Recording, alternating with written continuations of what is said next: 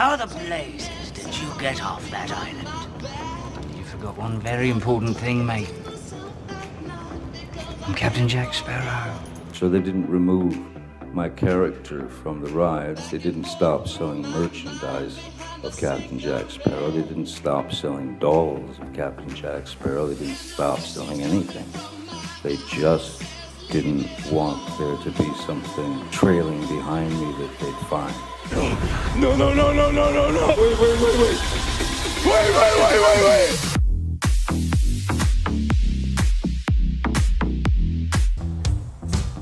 Sorry. And the fact is, Mr. Depp, if Disney came to you with $300 million and a million alpacas, nothing on this earth would get you to go back and work with Disney on a Pirates of the Caribbean film. Correct? That is true, Mr. Robinborn. What's going on, everyone? Jeremy here from the corner. We've got quite a few little tidbits from the events of today. Things are cooling off a little bit in terms of like explosive testimony, but we also got some information from Jerry Bruckheimer confirming now that JD is for sure out and that the latest Pirates of the Caribbean film will in fact be with Margot Robbie. See this article inbounding in the comments. Pirates of the Caribbean producer Jerry Bruckheimer confirms JD is out, developing film with Margot Robbie. Bruckheimer confirmed that JD was out while speaking to the Times in the UK to promote the upcoming Top Gun Maverick film. First, Bruckheimer confirmed he is indeed developing a new Pirates film and has 2 scripts in development. Not only does he have 2 scripts in development, but he's also in talks with Margot Robbie to star in one of them. I think she probably would do fine. You know, people get kind of burnt out on actors or actresses. You know, certainly I think she's getting close to that. Like, oh, it's DC. She's a, female action hero. But I don't think she's particularly good or bad. I don't think she said anything particularly annoying or anything like that. It's just, I don't know, Margot Robbie, surprise. Like, I don't know.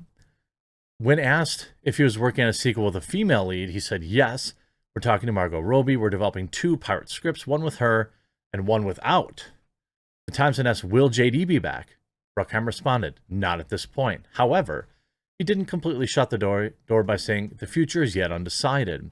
Well, yeah, he kind of did. I mean, he basically said, nah, player, not happening, not going to be in it. And that's really not super surprising. It's good timing, to be honest with you, in terms of like what's going on in court, because maybe he'd be able to now say like, hey, I can confirm now that I definitely lost, the Pirates gig because of this.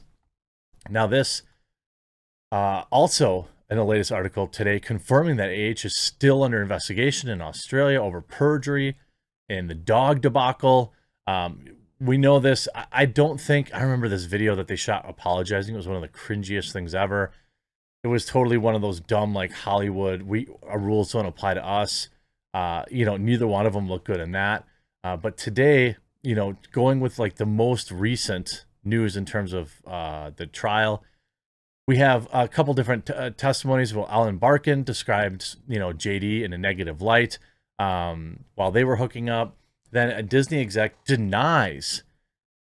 This is kind of a bombshell. A Disney executive denied that AH's op-ed led to the decision to remove JD from Pirates of the Caribbean. This is a very an important fact. It goes to the $50 million in damages. The one primary job that I think everyone felt like he did in fact lose was Pirates of the Caribbean. Tina Newman, production executive at Walt Disney Studios, denied that any decision maker at the company led the company to keep JD out of the 6th Pirate of the Caribbean film. JD's attorneys have claimed that he suffered monetary damages in the form of a lost deal with Disney over being dropped from the Pirates of the Caribbean due to the op-ed. Newman was responsible for gathering documents as a corporate designee for Disney and testified that none of the documents she saw had reference to any matter to the 2018 op-ed. Are you aware of any decision maker outside of Disney? And by this, I am including producers, directors, people of that ilk who have ever said that they were not considering him for this movie because of the op-ed. She said no. Now, before people jump down my throat. Yes, the jury can interpret this any way they like. And the jury could absolutely come back and say, like, nah, I mean, they didn't say it out loud, but why wouldn't you have him in the film? You know, it's like they very well could be full of baloney. They just could be. And they don't want to say that's why it is, because they know that might open them to litigation. Like if they come out and say, hey, we did this because of the op-ed, then what's going to happen is if JD wins his case, then he could go after Disney and say that you used a defamatory document to cost me money. So they're probably just covering their own rear there. Then, she's trying to do the best she can. They had an executive, social media expert, talk about, all the negative hashtags, the justice for Johnny, we just don't like you. And then obviously the most famous, most famous one, the reference to what do the people call him? The grumpy that was left behind. You having the programmer take the stage. So, it's been interesting. What we now know is that, like, obviously this is not going to be a total slam dunk. I still think that from the start, it was never really about winning the $50 million. It was never really about probably winning the case. But what it was about was making sure, like, shining a light to the public on, just dragging somebody down with you. I think that's probably what was driving a lot of this decision making. Now, there are purists out there that believe, oh no, Johnny definitely thought he was going to win the $50 million, and that it was, I don't think he has to win that to quote unquote win.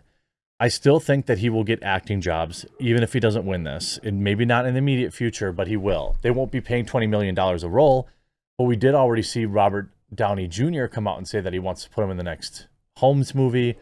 I thought there was some talk about, what was it, Beetlejuice or something along that lines. I can't remember exactly. The guy is still talented, and I think he'll still probably get work. But it's interesting, to see the media, going apex level cope. AH and the death of Me Too. You have there are ambiguities in the sordid conflict between the two, but some things are clear. JD texted a friend that he wanted to end her, and then hook up with her burnt corpse afterwards. Then there's a video of him smashing kitchen cabinets while she tried to say calm down. All I did was say sorry. On the audio recording, she tells him to say terrible things. Again, this person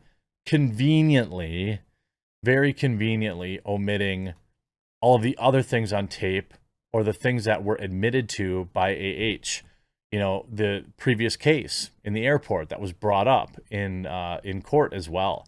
And you see if JD somehow prevails, one can expect similar suits against other women who say they've survived. Incorrect. Already, the singer Marilyn Manson has filed a defamation suit against Rachel Wood, one of the several women who have accused him of bad behavior. But JD needn't succeed in court to achieve his ends. In a 2016 email to his former agent, Christian Carino, JD wrote that AH was begging for total global humiliation. Now this televised trial has resulted in an explosion of hatred and derision directed at her.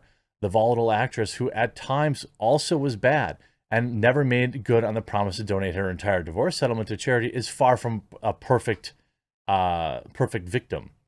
That made her the perfect object of the backlash. Meaning, yeah, she just wasn't honest. She wasn't telling the truth. And I think people saw through that. People knew, exactly kind of what kind of person she was and, what to expect. And they weren't really fooled by a lot of the shenanigans that were going on. And ultimately, you have a scenario where she's just bad for everybody, bad for herself, bad for everyone around.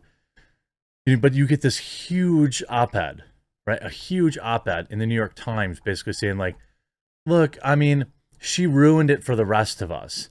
She ruined it for the rest of us who wanted to lie with impunity. She ruined it for the rest of us who, just wanted to ruin men's careers and livelihoods because we were bad or we were mad at them.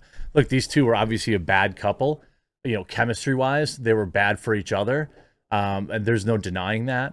But again, where I've stood on this all along is that only one of them suffered any real career damaging outcomes. Now, you could argue, which she hasn't, DC terminating her contract for the Aquaman movies.